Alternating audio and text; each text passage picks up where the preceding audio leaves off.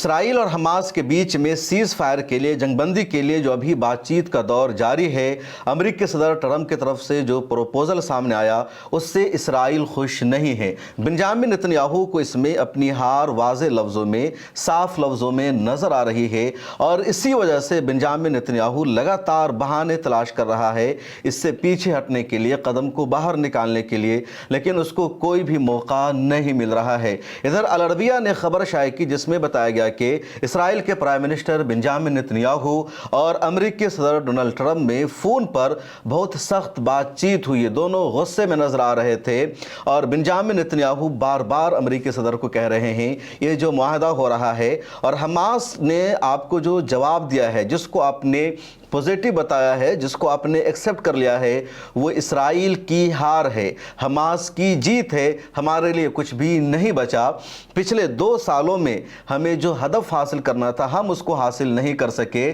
یہ ہمارے لیے بالکل بھی مثبت نہیں ہے۔ اور ادھر امریکہ کے صدر کی طرف سے اسرائیل کو، بنجامن نتن یاہو کو کہا جا رہا ہے اس میں آپ کی وکٹری ہے، جیت ہے، آپ اس کو مان لو، اس سے علاوہ اور زیادہ کچھ نہیں ہو سکتا، ہمیشہ آپ منفی کیوں رہتے ہو۔ باضابطہ یہ ٹاک سامنے آئی ہے، اور وائٹ ہاؤس کے ایک رکن نے میڈیا کو بتایا کہ کس طرح دونوں کے درمیان سخت کلامی ہوئی، اور وجہ صاف ہے کیونکہ امریکی صدر ڈونلڈ ٹرمپ نے 20 پوائنٹ پر جو اپنا پروپوزل دیا تھا تو اس میں کچھ ایسی باتیں تھی جس کو حماس نے نہیں مانا، اور حماس نے جب اپنا جواب دیا تو اس میں حماس کی طرف سے کہا گیا ہم ہوسٹیج کو ریلیز کر دیں گے اور بدلے میں اسرائیلی آرمی کو بھی پیچھے ہٹنا ہوگا۔ اس کے بعد حماس نے اپنے جواب میں دوسری شرط لگائی،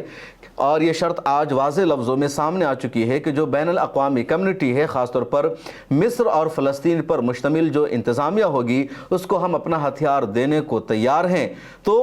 حماس نے امریکہ کی شرط کو بھی مان لیا، لیکن جو اسرائیل یہ چاہ رہا تھا کہ غزہ پٹی کا سیکورٹی کنٹرول اسرائیل کے ہاتھ میں ہو، اس کو حماس نے ریجیکٹ کر دیا ہے، اور امریکہ بھی اب یہاں پر حماس کے ساتھ ہے، مسلم ممالک کے ساتھ ہے، نہ کہ اسرائیل کے ساتھ ہے۔ دوسرا، اسرائیل یہ چاہ رہا تھا کہ حکومت ایسے گروپ کی غزہ پٹی میں بنے جس پر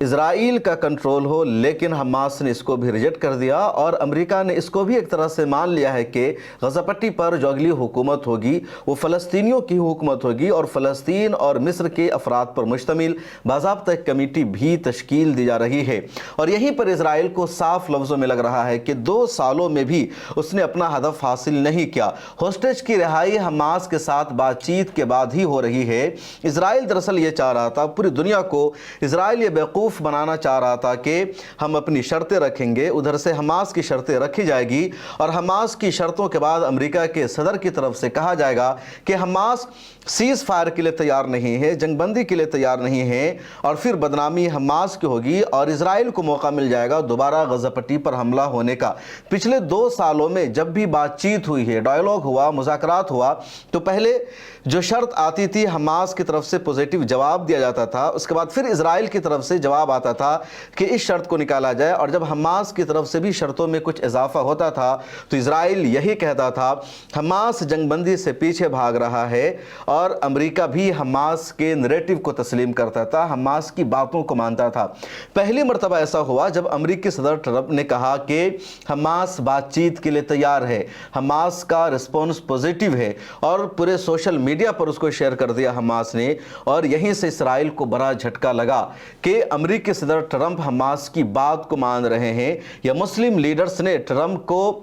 اپنی باتوں سے قائل کر دیا، اور اب اسرائیل پوری طرح پوری دنیا میں ننگا ہو گیا، ذلیل ہو گیا، بے نقاب ہو گیا کہ یہی سیز فائر نہیں چاہتا، اور یہی وجہ ہے کہ اس نے سیز فائر کا، غزہ پٹی پر حملہ روکنے کا وعدہ کرنے کے بعد بھی دوبارہ حملہ شروع کر دیا، اپنی ٹویٹ کو اس نے ڈیلیٹ کر دیا۔ لیکن اب ٹرمپ نے صاف کر دیا ہے کہ اس کے علاوہ تمہارے پاس کوئی اور چانس نہیں ہے، کوئی اور موقع نہیں ہے، یا تو ابھی تم جنگ بندی کرو، نہیں تو معاملہ کچھ اور ہوگا۔ ادھر بنجامن نتن یاہو کو یہ ڈر ستا رہا ہے کہ جیسے ہی سیز فائر کا فیصلہ ہو جائے گا وہ جیل جائے گا، اس کی حکومت ختم ہو جائے گی، کیونکہ اس وقت اسرائیل میں ایمرجنسی نافذ ہے اور بس سیز فائر کا اور جنگ بندی کا انتظار ہے۔ ادھر اسرائیل میں ایسی کئی پارٹی جس کے ساتھ اتحاد ہے بنجامن نتن یاہو کا، جس کے ساتھ الائنس ہے، ان لوگوں نے بھی واضح کر دیا ہے کہ بنجامن نتن یاہو کی پارٹی کو ان کا سپورٹ نہیں ملے گا اگر حماس مکمل طور پر ہتھیار نہیں ڈالتی ہے۔ لیکن حماس نے یہاں پر بڑی ہوشیاری سے کام لیا، लिया, जिम्मेदारी से काम लिया। और यही वजह है कि दुनिया भर के मुस्लिम रहनुमाओं ने, इंटेलेक्चुअल और दानिश्वरों ने भी हमास के रिस्पॉन्स को, हमास के जवाब को हिकमत अमली से भरा हुआ करार दिया है। जमात इस्लामी पाकिस्तान के साबिक अमीर हैं सिराजुद्दीन साहब, उन्होंने भी हमास के बयान को पॉजिटिव करार दिया, दूसरे रहनुमाओं ने पॉजिटिव करार दिया। और यहीं पर यह बात समझ में आती है कि हमास ने बड़ी हिकमत अमली से काम लिया है। अब मिस्र में डायलॉग जारी है, बातचीत जारी है, लेकिन इजराइल को इस बातचीत में, इस मुज़ाकरात में हर तरफ से अपनी हार नजर आ रही है। उधर इजरायली अवाम का दबाव भी इजराइल पर बढ़ता जा रहा है। तुम हर हाल में सीज फायर करो, गजा पट्टी से पीछे हटो, अपने लोगों को बाहर निकालो। तो अब इजराइल के पास कुछ भी ऑप्शन नहीं बचा है। हालांकि इस बीच में इजराइल ने गजा पट्टी पर हमले को और तेज कर दिया है, लेकिन हमास ने यहाँ पर भी ये साबित कर दिया कि वो टेबल टॉक में, वो गुफ्तगू में, मुज़ाकरात में मिनवान अमेरिका की तमाम शर्तों को नहीं मान सकता। और अमेरिका ने भी इस बात को मान लिया है। ट्रंप का ताज़ा बयान सामने है जिसमें कहा गया कि मेरी तरफ से भेजे गए प्रपोजल में कुछ तब्दीली हो सकती है, लेकिन सीज फायर होगी, जंगबंदी होगी, ये बात यकीनी है। इस वीडियो में इतना ही। पब्लिक फेस को सब्सक्राइब कर लीजिए और मुझे दीजिए इजाज़त।